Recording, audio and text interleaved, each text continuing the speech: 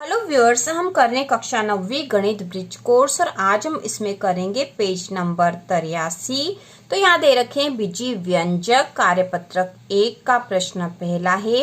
एक पेटी में 50 आम हैं। आप पेटियों की संख्या के पदों में आमों की कुल संख्या को कैसे लिखेंगे? पेटियों की संख्या के लिए बी का प्रयोग कीजिए। तो एक पेटी में 50 आम है हमें दे रखा और पेटी के संख्या के लिए बी का प्रयोग करना है। और आप पेटियों की संख्या के पदों में आमों की कुल संख्या को कैसे लिखेंगे? तो पेटियों की संख्या तो बी है, ठीक है, बी मानना है। तो बी बराबर एक पेटी में 50 आम है तो बी बराबर 50 लिख देंगे, ठीक है। तो इस प्रकार से हम लिख सकते हैं यहाँ पर। और उसी प्रकार यदि हम आगे बढ़ाएं, यदि दो पेटियां हो तो 2b बराबर 2 गुना 50 हो जाएगा, मतलब 2b बराबर 100 हो जाएगा। तो इस प्रकार से हम पेटियों की संख्या के पदों में आमों की संख्या को लिख सकते हैं।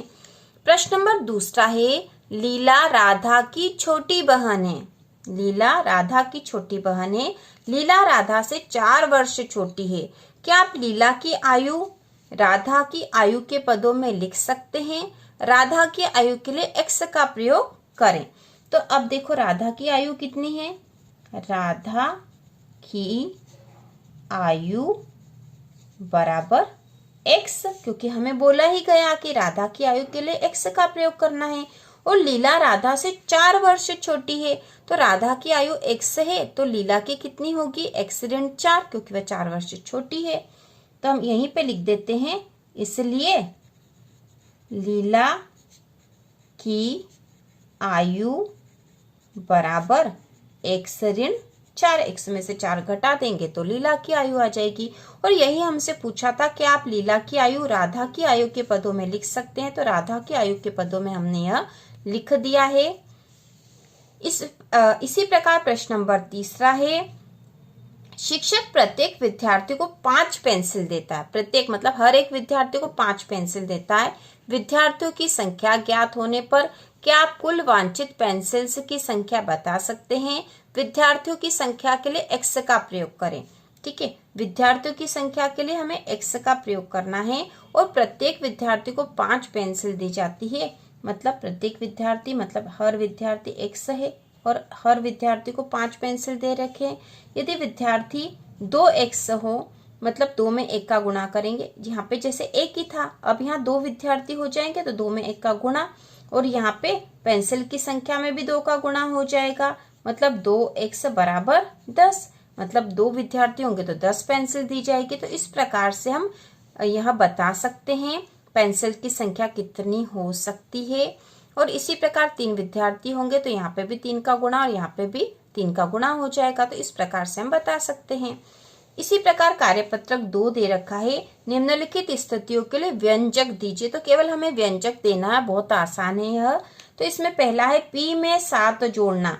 तो p में 7 जोड़ना मतलब p धन 7, ये व्यंजक बन गया है। उसी प्रकार b वाला है p में से 7 घटाना। तो p में से 7 घटाना मतलब p ऋण 7, ये भी एक व्यंजक बन गया है। इसके बाद c वाला है, ऋण p को 5 से भाग देना है। ऋण p को 5 से भाग देना है। तो ये ऋण p है, इसको 5 से हमने भाग दे दिया तो ऋण p बटा 5 हो जाएगा। इसके बाद है p को 7 से भाग देना। तो p को 7 से भाग देना मतलब p भागित 7 मतलब p बटा 7 हो जाएगा। तो इस प्रकार से इनके व्यंजक बन गए हैं। इसके बाद कार्यपत्रक जो 3 है, यदि p बराबर ऋण 2 है तो निम्नलिखित के मान ज्ञात कीजिए। तो p का मान यहाँ पे ऋण 2 रखना है।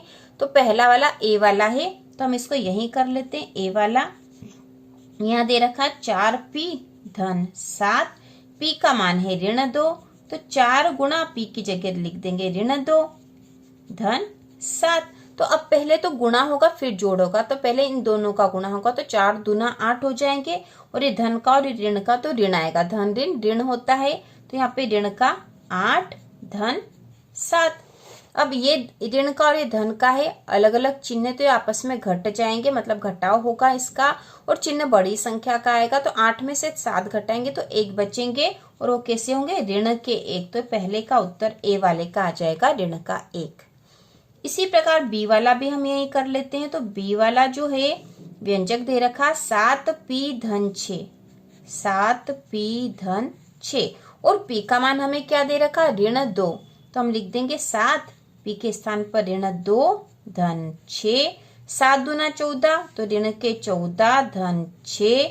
अब यहाँ पे भी वैसे ही होगा, ये एक ऋण है और एक धन है तो आपस में घट जाएंगे और चिन्ह बड़ी संख्या का आएगा, तो 14 में से 6 घटा देंगे तो 8 बचेंगे और 8 कैसा होगा, ऋण का 8। ठीक है, ऋण के 8 आएंगे, यहाँ पे बराबर हम लगा सकते हैं।